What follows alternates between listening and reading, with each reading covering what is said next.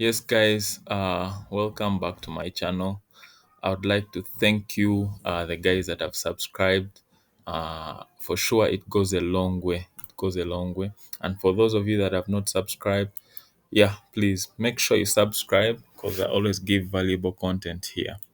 Yeah, in this video, we are going to learn about, I'm going to be sharing with you one of my strategies that I use to trade supply and demand. And by the end of this video, you should be able to identify quality supply and demand trades. Yeah, so without further ado, let's begin. Now, the market moves in two waves. Yeah, so the first one, the market moves in uptrend. So when it's moving in an uptrend, it's going to look something like this. It will be making higher highs and higher lows. Yeah. From the game of structure, you know. Two, the market moves in consolidation. Like you can see here, we have a bit of consolidation. Yeah. So you will be trading one of these.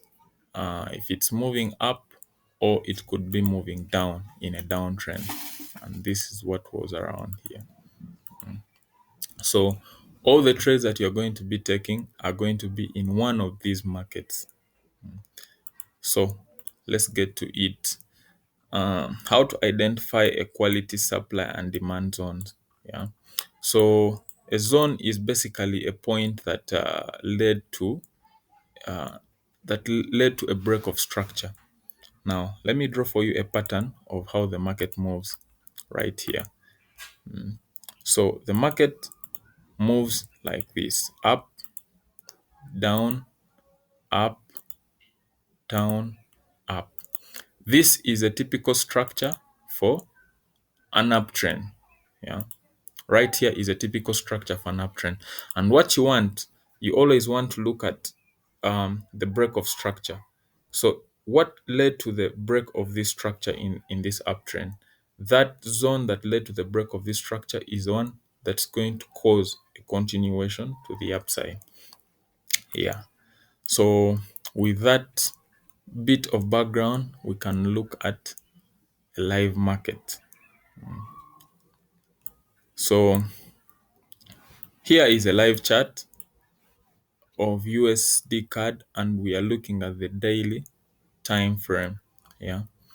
So considering the daily time frames also have a critical role to play when trading. Yeah. So we can clearly see that uh, the market made a lower low here, which was a shift in the market. It came back, respected this supply zone, and failed to make a new low. Yeah. Then price printed a new high, which confirmed an uptrend.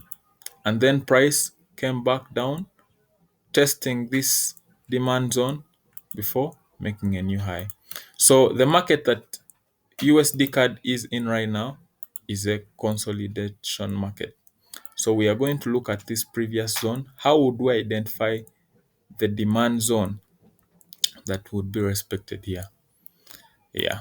So clearly we know that the market is in an uptrend because we had a low here.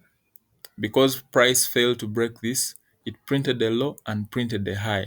If you notice, this is a pattern that we are looking for: higher high, higher low, and higher high. So in that case, we know that price is coming back down to tap into a demand zone before going up. Now, how do we identify that demand zone that the market is going to respect? Now, that's what I'm going to show you. If you notice, we have a bit of demand here, we have a bit of demand here, and we also have this demand zone. But which one will the market respect? Now, if you want to identify a zone that the market is going to respect, always look at the higher time frame, you know. So depending on the kind of trader that you are, if you're a swing trader, position trader, you will always use three time frames interchangeably. So if you trade the daily time frame, you'll use the weekly for the zones, and you'll use the 4 hour for entry. Yeah. Now, with that said, let's go to the weekly time frame. So if you notice on the weekly time frame, our demand zone is very clear. Yeah, I want you to observe this from our pattern. We have this higher high, higher low, and then a higher high. Now, looking at this, where was the recent demand that caused the break of structure? We have our demand zone right at the bottom here. So we are going to highlight this demand zone at the bottom. Yeah. So with this demand zone highlighted, we can go back to the daily time frame. Now, when you go to the daily time frame, we can refine our zone to look for the zone which zone in our daily time frame was responsible for a break of structure. We have this, but it was not responsible for a break of structure. And we have this zone here at the bottom, which was responsible for a break of structure. And this is the zone that we consider to take a trade. Yeah. This same principle works in both uptrends and downtrends. Yeah, it will work for a sell and it will also work for a buy trade. Yeah, and this is the manual way of doing it. As a trader, you have to know the concept behind what causes price to buy. But we always have a way around it.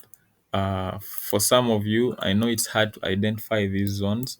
So we have a tool like in my previous video, I believe you can watch it. Uh, you can use this tool, Smart Money by Lux Algo. It will help you print out the zones, yeah, and the break of structure. Like in this case, you can see I already have it here, but you can search from indicators, Smart Money, Lux Algo. If you go to your search bar and put in Smart Money by Lux, I made a mistake. Smart Money, Lux Algo. Yeah, you should be able to find this tool. So by turning this tool on and knowing where we are in the market, we already know that we have a break of structure and price will go back to the zone that was responsible. So yeah, and this same thing can apply even on lower time frames.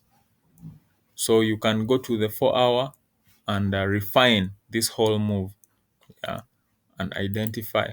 So clearly we can see, and I think this is a trade I'm waiting on. Price tapped into the H4 zone, and we can see that we have a change of character here. So we are waiting for price to come back into one of these demand zones before we can take a buy trade to the upside. Yeah. If you enjoyed this video, please be sure to subscribe. Yeah, it goes a long way. It goes a long way. Yeah.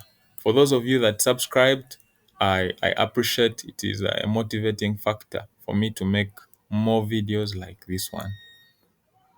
Cheers.